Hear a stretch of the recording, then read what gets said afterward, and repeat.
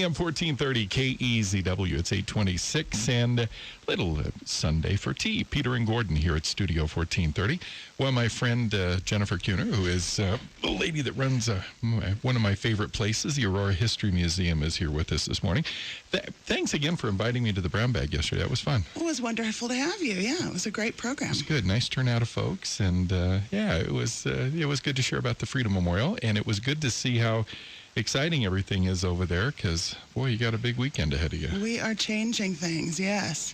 We've added on an addition, which is about 8 years in the making. We discovered this trolley trailer 8 years ago, believe it or not, in a house and restored it. And now we've got a building to put it in, and we're going to open up to the public on Saturday. So this, from its beginning, it was really an interesting story because this was in a guy's living room, right? It was.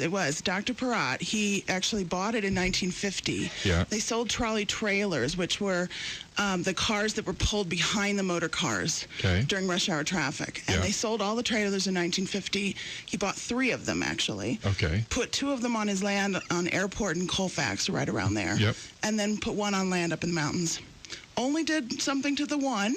Yeah. Built his house around it. Yeah. I mean, why wouldn't you? Yes, of course. Isn't that wild? Yeah. So it was pretty much his bedroom in the center of the house. And then he had a living room on one side and a kitchen on the other and lived in it for 50 years. Wow.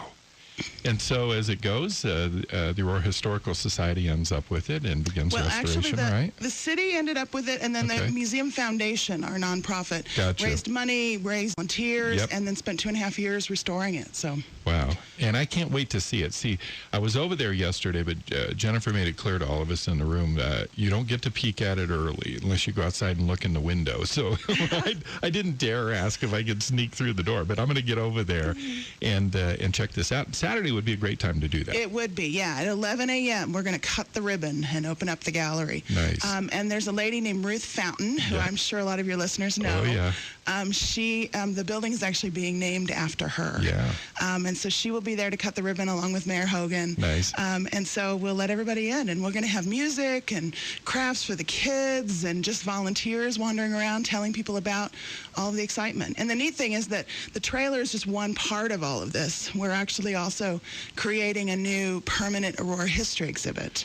And the exhibit, Growing Home, right? Yep. You were talking about that yesterday. I'm really excited about this. Yeah, it kind of covers 123 years of Aurora history very quickly, but it talks about neighborhoods and the kind of community life and what Aurora has been like over the last 123 years. We're going to talk about the military and its influence on Aurora's history, a little bit about the water history, because water is so important to Colorado. So a lot of different topics in one gallery, and then we'll move into the trolley gallery and talk about transportation and the new light rail system and Colfax businesses and how important Colfax was to Aurora. Nice. And still is. Still is, yeah. So Growing Home is the exhibit that will be there, and it features, of course, this trolley trailer, number 610, and it's in this brand new gallery, this new addition that was built over on the east side of the museum, the Ruth Fountain Gallery that's over there. I see Ruth a lot. I talk to her a lot. I've known Ruth since I was a kid, and she's awfully excited about this. Oh, she is. She is. She's. And all of her friends are excited too. Yes, they are. Getting emails referring to this as Ruth's party. So, yes, we are definitely going to celebrate Ruth. We're going to celebrate a lot of people, really. With the exhibit and with the gallery. Yeah, there are a lot of people. It's amazing. We had 16 volunteers that worked tirelessly to put the trolley together. We've had a lot of people give us money, which we very much appreciate, and just volunteer help to get it all together. So we're going to honor a lot of those people, but we definitely are going to emphasize honoring Ruth. So. And if you go to auroramuseum.org, you'll be able to get all kinds of additional information if you need it there. But again, it's on Saturday at 11 o'clock.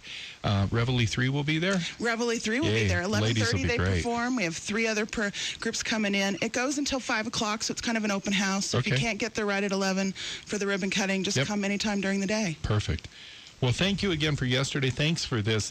I can't wait to see it. It's going to be a wonderful addition to our town, and thanks for I know this, over time you finally get to that point where you say, oh, enough already, can we just open the door? So I know. It's been a long process. Yeah, but we're really excited that it's happening. Couple of days away. Good for you. Most definitely. All right. Thanks for coming in. Thanks, Rick. Yeah, you bet. There's my friend Jennifer, Executive Director of the Aurora History Museum, Jennifer Kuehner. And get in there and say hi to her and meet all the people that volunteer and help out over there, because they've got a pretty good crew. I saw a lot of the Historical Society members yesterday, and are really nice people, and they're passionate about what they do. You got to love passionate people, I say.